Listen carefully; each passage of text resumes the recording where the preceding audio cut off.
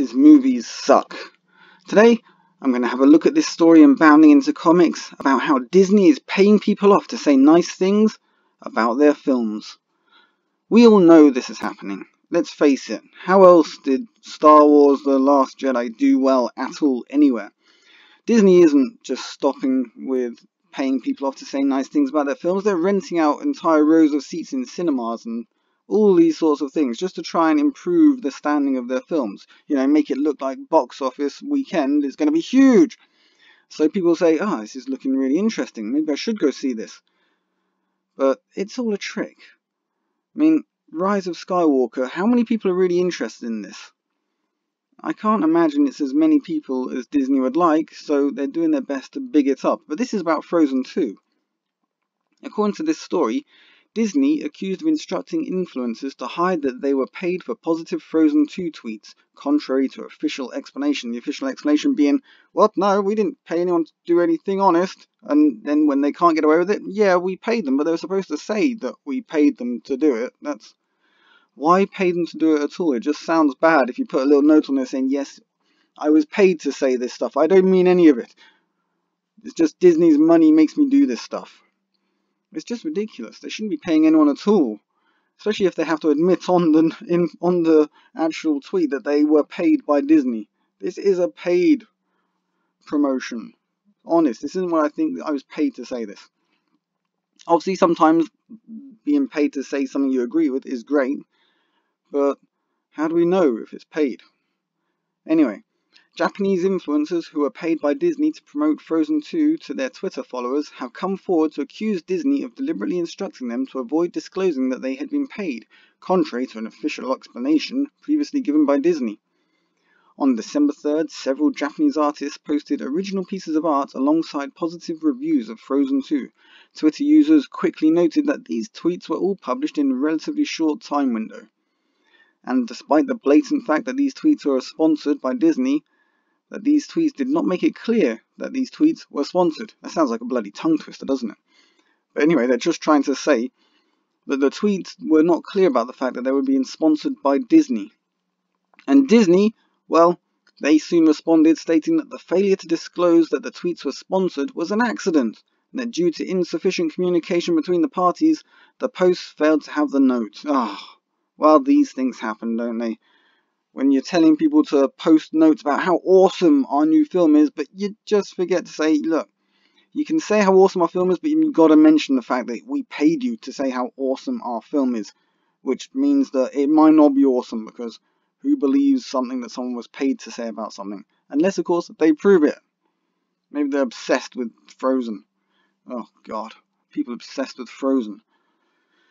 I mean, the first film was okay, but the second film was a dumpster fire. Anyway, so the company also noted that they were deeply sorry for this. We're so sorry that we told the people that we paid to say our film is great to not actually tell anyone that we paid them to say our film is great. I mean, sorry, I meant that's the other way around. I mean, we paid them. They were supposed to say the film was sponsored by... They're supposed to say that we were sponsored by Disney to say the film was great. But we forgot to tell them that they have to make sure they say that. Or they forgot to put it on their notes. It's not our fault no matter how you look at it. We're sorry. However, on December 12th, some of the artists who promote Frozen 2 came forward and accused Disney of explicitly instructing the artists to avoid disclosing that they were being paid for the promotion. According to one artist, Kazame Daizu, I believe that's right, the agency that hired us for this campaign requested that we not label our work as a promotion. Another artist, Yamato Nadeshiko, stated that their tweet was not properly labeled due to the client's request. That does make it sound like it's the agency, but I'm sure the agency was probably just instructed by Disney.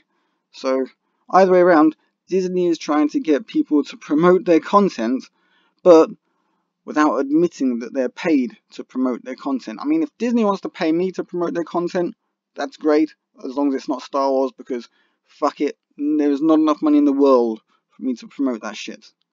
The new trilogy is utter trash. If they want to pay me to promote the original trilogy, I'll do that. And the expanded universe, which they don't give a shit about. Sorry, I'm getting distracted by Star Wars again. This happens a lot. This is supposed to be about Frozen, which is absolute trash as well. You'd have to pay most people to say this was good. I haven't actually looked at the Rotten Tomatoes score, but then I'm sure Disney pay Rotten Tomatoes too. Anyone else believe Disney pays Rotten Tomatoes? Put it in a comment. Most likely they're probably paying off all the critics.